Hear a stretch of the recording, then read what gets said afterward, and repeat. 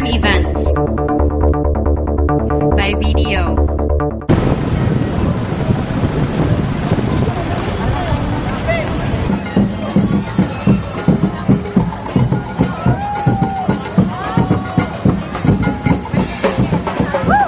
Ang punto dito na wag natin payagan na magkaroon ng pagbabago sa ating saligang batas dahil gagamitin lamang ito para magpahaba ng paghahari-hari ni Gloria dito sa bansa natin.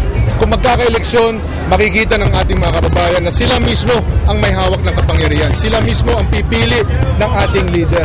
Nasa sa kamay ng bawat Pilipino yung kapangyarihan na yan. Wag natin ibigay, wag natin isuko yan sa kay Gloria at sa kanyang mga alipores.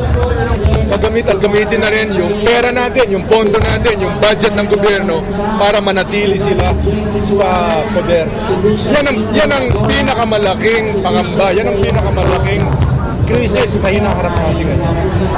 I am here, the reason I am here, why I am here, is I did not like the idea of further erosion of the faith of our people in institutions and institutional processes.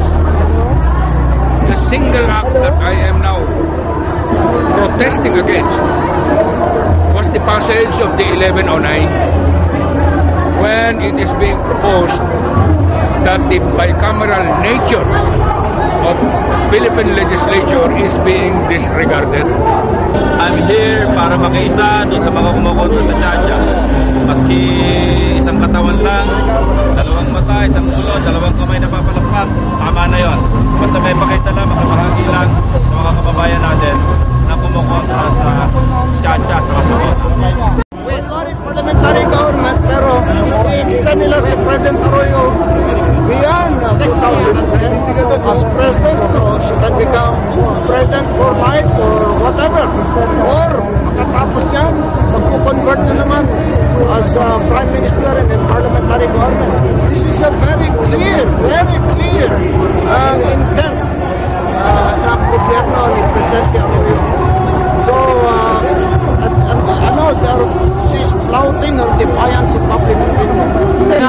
Ano pa ang institusyon ang pwedeng pumigil sa kanila? Halos lahat na institusyon nakuha na nila. Yun ang nakikita ko na yung military sana at hindi po tayo institution that's keeping this administration together is only the military. And I think only the military can also undo this. Pinirma ang resolusyon 11-9 alas 11 ng gabi. Ibig sabihin, inonsi talaga ang taong bayan. Pero mo tinapon nila, hinatsukwera ang Senado. And really, this is very unconstitutional. Kapag nag-succeed sila, makonvene yun and they have the 3/4 majority, pwede na lang gawin ang gusto nilang gawin pagbabago. And then, kung they want to challenge it before the Supreme Court, umaasa sila na i-uphold ng Supreme Court. Ganon yung game plan nila. I don't think there is an administration that is rally-proof. Depende lang yan kung gaano kalaki, gaano ka-sustained, at gaano ka-widespread yung rallies. At sa nakikita natin ngayong araw, itong Chacha talagang handa ang mamamayan na lumabas sa lansangan.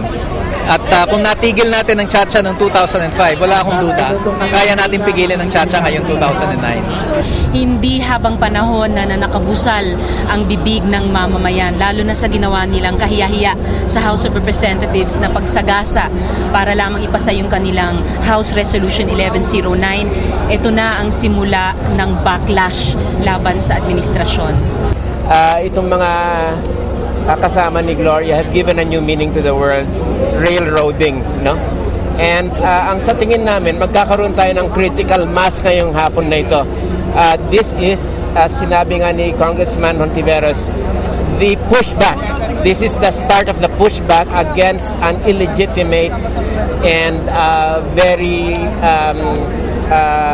repressive government when it comes to democratic rights. Ang alam ko rin, ang mga napabasa ko sa periodiko, at ang alam ko, nagpunta siya sa kanyang distrito sa Pampanga ng 13 beses daw.